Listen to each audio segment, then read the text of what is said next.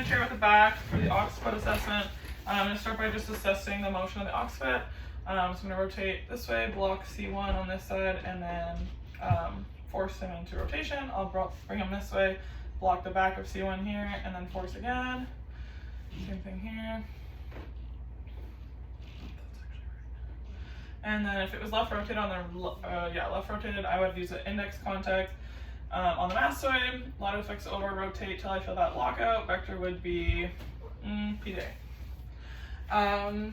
Next one, I'll probably just cut these each. Supine right TMJ. So I'll have my patient lay on his back. To assess the TMJ, I'm just going to be placing my fingers on the joint, and then I'll have him open and close his mouth a few times, just feeling which one is dysfunctional. If his right window is dysfunctional, I would rotate him to the right, place my pisiform on the condyle of the joint, slightly distract, and then vector would be S to I with P to A to stay on, or A to P to stay on it. Prone T6. So to do a seated assessment of the thoracic spine, you can cross your arms for me, thank you, or whatever. Start with extension here. Rotation.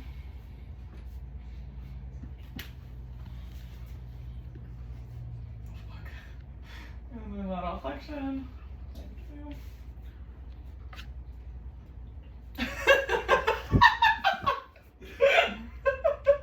And then I'll have my patient lay on his stomach. I'm for sure gonna put that in the video. T6 is right rotated. So I'm standing on patient's right side.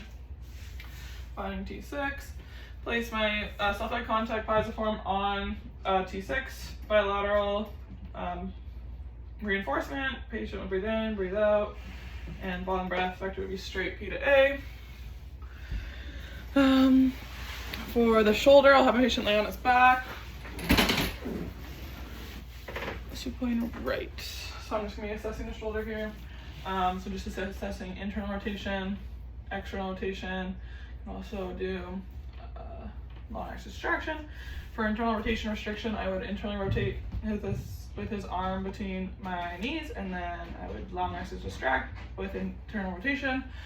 And vector would just be a long axis distraction pull.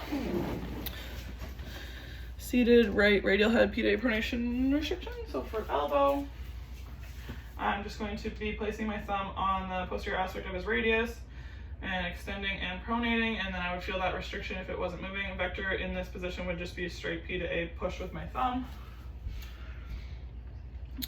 Seated proximal carpal flexion on the right. Is this your right? Oh. I would just be using my reinforced thumb contact to assess for flexion. That's extension. And I would place my thumb on the carpal that was fixed. I would have him lean away from me, and then vector would be a to P push through with my thumbs. Seated supine TL junction restriction. So I'll have my patients sit at the end of the table. We actually randomly have a graph for it.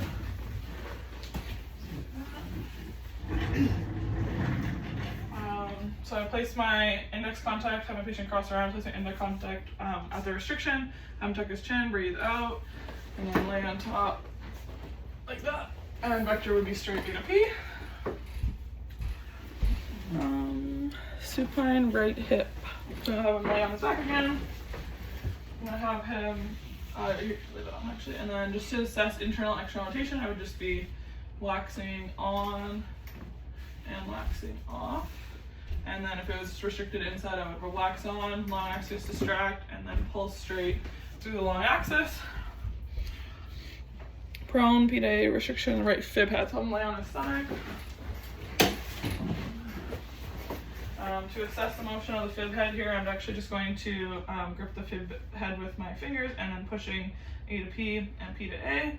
Feeling it restricted but P to A. Place the pisiform contact on the fib head there, reinforce, distract, and then it would be a straight P to A pull through the fib head. And then right first metacarpal dorsal plantar restriction. I'm gonna start, I would have my patient socks off, but I'm not gonna do that. I'm just gonna block the metatarsal. Is that what it's called? Then I'm gonna shear plantar to dorsal and dorsal to plantar, and then I can also rotate both ways. Whatever way was restricted, I would take it to that end range and then thrust straight through. Boom.